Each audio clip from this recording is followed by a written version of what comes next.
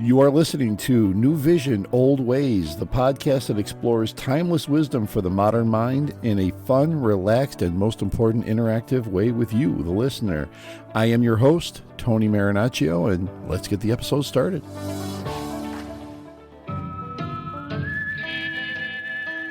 To be something a little extra special, no matter what I want to do, if I like to do it, to be a champion or to be the best, even though I've been hurt so many times, than live like a lot of people do that live in a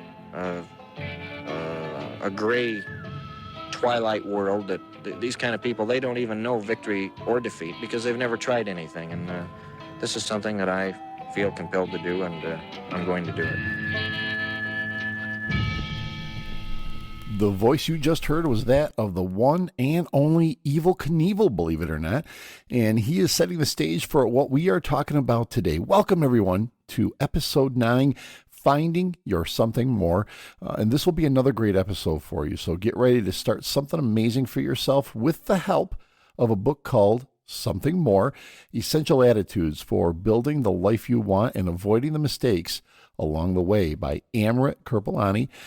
This is the third and last installment of the book miniseries that we're doing. After this show, we will be back for what I'm calling Season 2.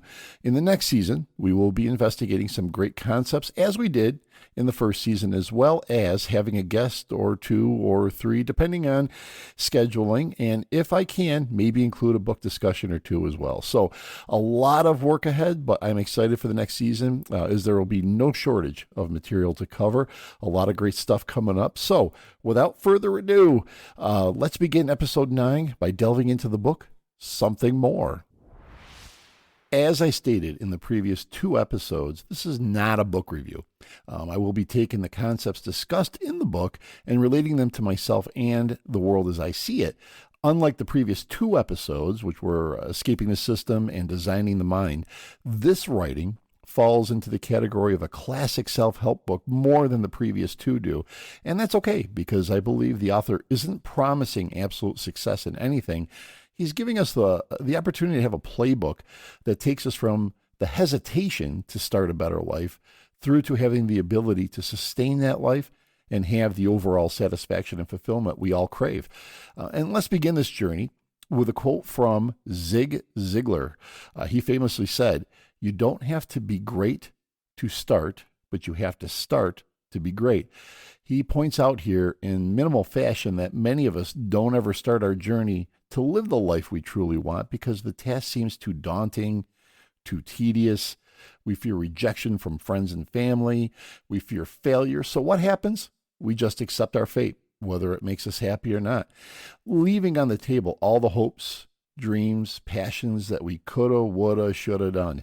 And this book takes a practical approach to living a fulfilling life by showing us how to get past that dreaded fear of starting the process by utilizing similar approaches, concepts that we've already discussed, such as mindfulness. Why mindfulness? Because as I believe, we need a good base to build on. Far too many times people get a singular thing in mind, and if that fails, discouragement takes over, and many times all bets are off, and back to the accepted grind we go. Instead, the way to avoid that serious and all too often pitfall is awareness.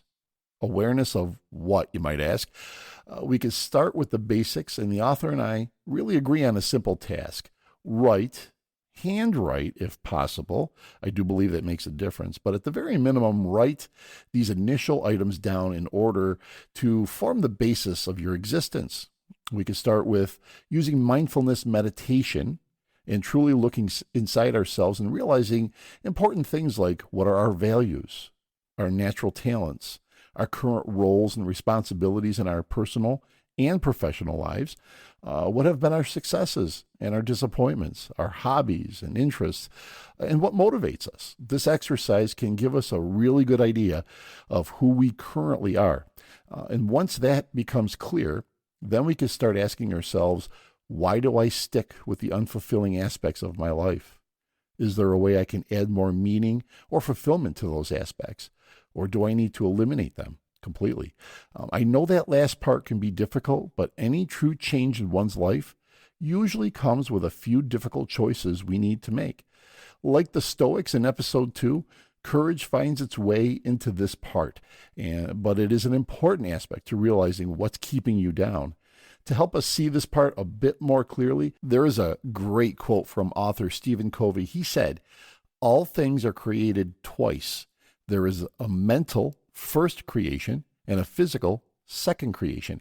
The physical creation follows the mental, just as a building follows a blueprint.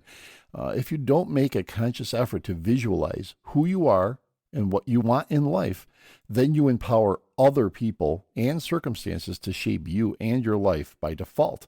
That is a powerful quote that lays the importance of realizing where you are now, where you want to go, and who you want to become. In essence, knowing your why and boldly writing down your mission statement or the why can clear the air so you can see what you want. And yes, remember that last episode of Designing the Mind? You could program your mind to think differently and become the you want to be. A key at this point is to assess your blind spots and self-defeating mindsets. Again, I realize this, these can be difficult, but using the mindfulness meditation techniques we spoke about in episode 4, we can realize a few important things like, is what I'm doing today moving me closer to where I want to be tomorrow? And is there something I've dreamed of doing for a long time? And why haven't I done it? Or even deeper, do various parts of me want different things and why? I can easily relate to that last one. I have been a dichotomy of wants and desires my whole life. My interests have ranged from travel to music to sports, particularly hockey, to business, to seeking knowledge and life-altering techniques. And I, at times, overextend myself with trying to cram it all in. And as they say, there is only so much time in a day. So on many occasions, I have to stop and reevaluate what is truly important to me at that moment in time. And as the author astutely points out, what you want can change over time, and that is okay. It means you are growing, changing, evolving, just like you should. What that also means is accepting that your life will change over time and being flexible enough to roll with those changes is a valuable tool to have. A great quote from the Nobel and Pulitzer Prize winner William Faulkner states, "You can't swim for new horizons until you have the courage to lose sight of the shore." To have that courage, you need a plan. And what the book lays out for us to be successful on this journey is what the author calls the 3 E's. The 3 E's are energizers, entanglements, and erosions. I'll break them down for you. And we'll start with energizers. They are the mental sources or elements that enable you to move forward, evolve, and revise your life. Just simply knowing your why can be an energizer. Another key energizer is knowledge. Arm yourself with as much knowledge as you can. We live in an age where the availability of knowledge is at our fingertips. Taking time to read, allowing that information to sink in and make sense of what it is that sparks your interest is so valuable. At the same time, our modern world has made many of us into impatient souls, where if it can't be quickly explained and success isn't quickly guaranteed, then the interest is lost. Even if it is still something that we love to do. But to those that dedicate time to research, dig deep, learn from people that share the same interests, and keep an open mind to the possibilities, success, whatever that means to you, will come. But the energy you have to dedicate yourself to that task must be there. And if the energy isn't there, neither will be the focus, and of course, neither will be the success. Energy is the fuel that keeps the spark alive for anything, a career, a relationship, a hobby. It all needs that internal need to keep going, even if in times of failure. Failure can be your demise, or failure can be your energizer. Why? Learning from failure, embracing the journey of trial and error is the key mindset for getting over the hump of this is too hard, or the embarrassment you may feel for failing. The greatest accomplishments in history have been soaked in previous failures, but without those difficult times, the success may have never happened.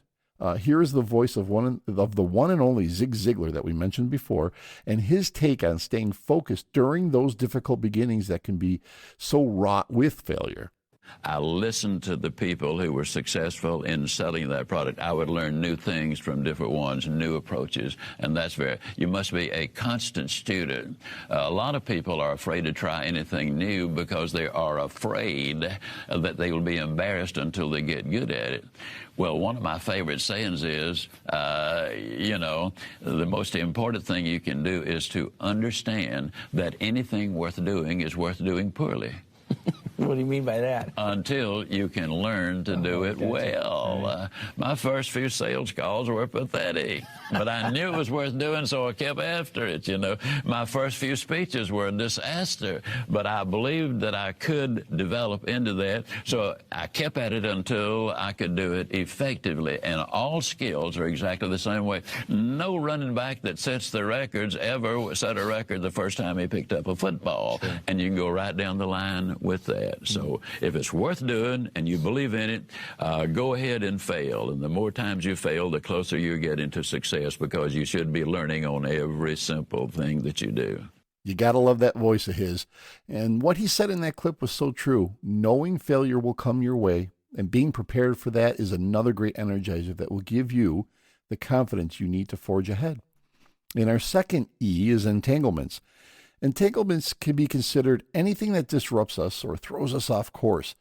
This could be a negative and a positive depending on what's occurring. This is where having a flexible mindset could be so important. I know in my life, there have been many times I started down one path and ended up getting shoved into another path. And luckily for me, many times that other path ended up being a better way to go. But as like with many people, that proverbial curveball that gets thrown your way can be difficult. That's where the faith and confidence you have in yourself has to be the strongest. Get through the diversion, get back on your path, and keep moving forward. And hopefully you learn something along the way as well. But I get that there can be illnesses, a death of a close personal friend or relative, a job loss. These can all be things that are not easily overcome. But having surrounded yourself with the proper support system can and will help you through these times. And if needed, never be afraid to ask for help when you do need it. It's okay. And as I said in previous episodes, that is a sign of courage, not weakness. And as the book points out, with entanglements, do keep in mind that delays are not always in your control to prevent, but they are always in your control as far as how you react to them. We can use our energizers of mindful thinkability and a growth mindset to control your pace and direction going forward. Remember, mindful thinking will enable you to become more aware of your strengths and weaknesses so that you can understand how to succeed by leveraging your strengths and eliminating the entanglements. That leads us to the third E, which is erosions. As the book explains, erosions are catalysts that could affect your existing beliefs, attitudes, and feelings of self-worth. And these could alter aspects of your why or what you feel would make your life more meaningful or fulfilling. Country music singer, and maybe even more importantly, the creator of his own sausage brand, Jimmy Dean once said, "I can't change the direction of the wind, but I can adjust my sails to reach my destination." There can be many different kinds of erosions, and a few examples can be, and let's start with empathy erosion. When we are so caught up in ourselves that we forget about others and how they feel, can easily cause relationship issues. And how about emotional abandonment? This can come from a loss of a loved one, and also can come from rejection. Rejection is something that many experience on their something more journey. You may have a business idea, a podcast idea, a hobby that gets rejected by some. We must learn to look past that and continue on our path. And your energizers will help with this. Another erosion can be emotional erosion. This could be a tough area, and keeping your emotions in check is where Designing the Mind, episode 8, by the way, comes in very handy. There are techniques that can certainly help design the mind to deal with the emotional side of things and allow you to work through that rather quickly. There are many more, but the last one I'll touch on right now is self-erosion. Unfortunately, we see many people lose touch with themselves and let that drive them down a dark path. We see that manifest itself in massive drug abuse, homelessness, depression, and suicides. Losing touch with yourself is something that can happen to any of us. And I know from personal experience that when I was going through a divorce, it felt like my soul was getting ripped out, and I saw how easy it was to go down those dark places. I am so thankful that I had friends and family to lean on, and that was a big part of my recovery, but I had to also come to terms that my life was changing, and I can either embrace that change or I could crumble to pieces and live a pathetic life. I chose to embrace that change and halt the erosion that was like a cancer eating at me. My life began to open up, and new and exciting paths started to emerge, and it truly is a choice. It truly comes from the power of your mind, and the do's and the don'ts in this book will help with all of these. And the well-known folk singer Joan Baez said, "Action is the antidote to despair." A simple statement, right? But right on the money. I mean, she said it exactly the way it is. How many times in your life have you wanted to do something, talked about it, dreamt about it, then did nothing? I truly believe that we all have something unique and positive to offer this world. But as we have learned in this episode, a great life takes effort. And if you follow these steps herein, you can get the confidence you need to move forward. I chose these 3 books we have been talking about because whether they state it or not at times, they all dip into the theories and concepts of episodes 2 through 5, Stoicism, Transcendentalism, Mindfulness, and the Tao Te Ching. Combine what works for you from those concepts. And pulling from the modern text of these 3 books we have discussed, I believe, is a wealth of information that can get you on the path of living the life you want. But as Evel Knievel said at the very beginning, you have to have the mindset to do it, to go for it, to take the emotional steps you need to realize those dreams. A disturbing trend that has grown large in recent times is the idea of entitlement. I know there are a lot of hardworking, positive-minded young people in this world doing their best to succeed with honor and dignity. But as we see more and more, there are elected leaders, agenda media personalities, school boards, teachers, and some parents who have bowed to the victim mentality. We have trained many to never take responsibility for their actions, to blame others for their failures, and to have the audacity to force their uneducated beliefs on the rest of us by threatening cancellation, by violent rioting, by mocking and shaming anyone who goes against their ideology. I am all for free speech. I honor that, and many have died for that right. But if you want that something more in life, it's on you to make that happen. Using the techniques we have discussed in all of these episodes, you can do it. Don't fall for the victim mentality.